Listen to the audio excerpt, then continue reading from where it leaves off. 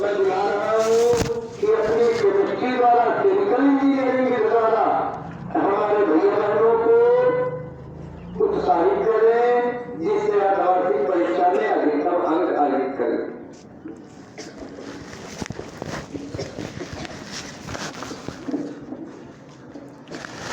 सर्वप्रथम प्रेरक प्रसंगों की श्रृंखला में ज्ञान की अधिष्ठात्री देवी मां शारदे को सत सत नमन। हमारे इस विद्यालय को एक नई दिशा प्रदान करने वाले पूजनीय प्रबंधक सर, तेजस्वी प्रधानाचार्य जी एवं ज्ञान के साक्षात स्रोत गुरुजन साथी, आचार्य बहनें एवं परम स्नेहिल छात्र छात्राओं, जैसा कि प्रधानाचार्य जी ने अभी बताया कि केमिकल इंजीनियरिंग के माध्यम से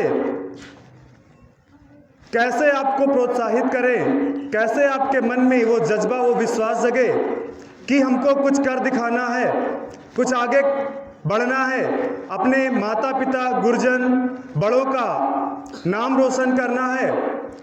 तो एक लघु कथा के माध्यम से इस बात को मैं आप तक प्रेषित करूंगा।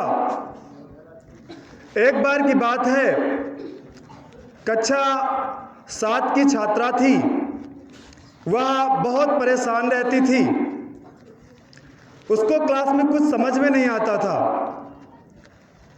इस बात को लेकर उसका पिता भी बहुत चिंतित रहता था। तो उनके पिता ने एक दिन अपनी बच्ची को किचन में ले जाकर के कुछ प्रयोग किए। रसायन विज्ञान का अध्यापक हूं, रसायन विज्ञान को जोड़ते हुए बात करूंगा। वहां पर 3 बाउल लिए उन्होंने और 3 स्टेप गैस बर्नर था। तीनों गैस बर्नर में तीनों बाउलों को पानी भर के चढ़ा दिया।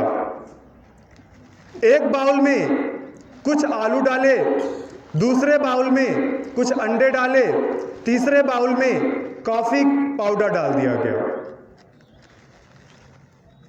प्रकृति सबकी अलग अलग है, state of matter different different है। मतलब जो आलू था वो सॉलिड था, पूर्णतः सॉलिड था, कठोर था। जब वो बॉयल हुआ तो उसकी प्रकृति में कुछ परिवर्तन हुआ। इसी प्रकार अंडा, ऊपर का खोल तो उसका कठोर था, लेकिन वह अंदर से बहुत कमजोर था, इट मीन्स लिक्विड स्टेट था। और जो हमारा पाउडर था, कॉफी का पाउडर मीन्स वो सॉलिड स्टेट में ही आता है, ठोस अवस्था में। जब उसको बॉयल किया गया तीनों चीजों को, तो उस पिता ने अपनी पुत्री से कहा, बेटा अब इसको देखिए। तो पुत्री ने पहले वाले बाउल के आलू को बाहर निकाला और कहा कि अब, उसके पिता ने पूछा कि अब क्या प्रतीत हो रहा है इसको स्पर्श करने के बाद।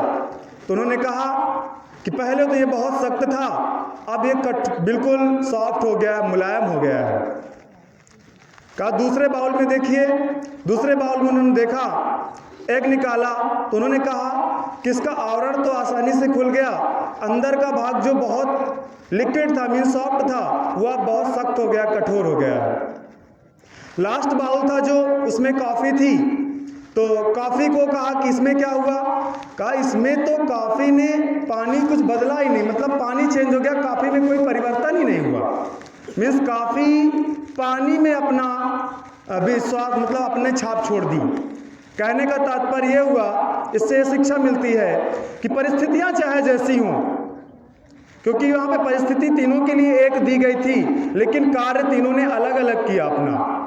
तो परिस्थिति चाहे जैसी हो, सबके लिए समान परिस्थिति है, लेकिन उसमें कुछ लोग अलग निकलते हैं, यूनिक होते हैं। जिस प्रकार से कॉफी ने क्या किया कि वह अपनी महक को उसमें पानी में समाहित कर दिया, मतलब वो सॉलिड हो गया, ठोस हो गया आलू।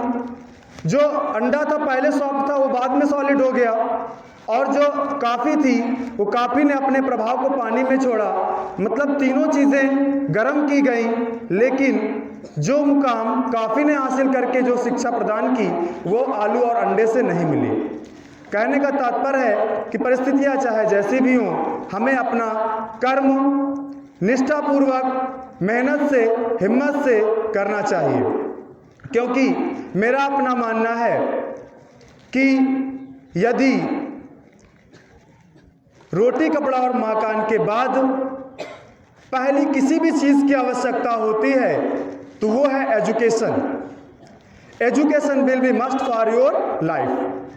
क्योंकि हम सभी जानते हैं कि कोई अगर राजा होता है, राजा, तो वह केवल क्योंकि उसके पास शक्ति होती है पैसे की, वेपन्स की, अस्त्र की, क्योंकि शस्त्र ज्ञान से शाश्वत ज्ञान ज़्यादा प्रभावशाली होता है। तो जो ज्ञान होता है हमारा, एजुकेशन होता है, एजुकेशन के वजह से हम पूरी दुनिया में जाने जा सकते हैं। क्योंकि एजुकेशन एक ऐसा इन्वेस्टमेंट है जिसका मुनाफा जीवन भर हम ले सकते हैं। जैसे अगर ज्ञान की बात करें तो Albert Einstein, Rabindranath Tagore, Newton, अन्य वैज्ञानिकों ने अपना पूरा स्थान, पूरा साम्राज्य मीन्स विश्व स्तर पे अपने को स्थापित किया है। लेकिन एक राजा एक निश्चित साम्राज्य तक ही जाना जाता है, जहाँ तक उसका साम्राज्य होता है, और निश्चित काल के लिए जाना जाता है, जिस समय तक उसका कार्यकाल होता है। लेकिन ज्ञान की कीर्ति से हम संपूर्ण विश्व में पूर्ण जीवन भर जाने जाएंगे। Thank you. आइए।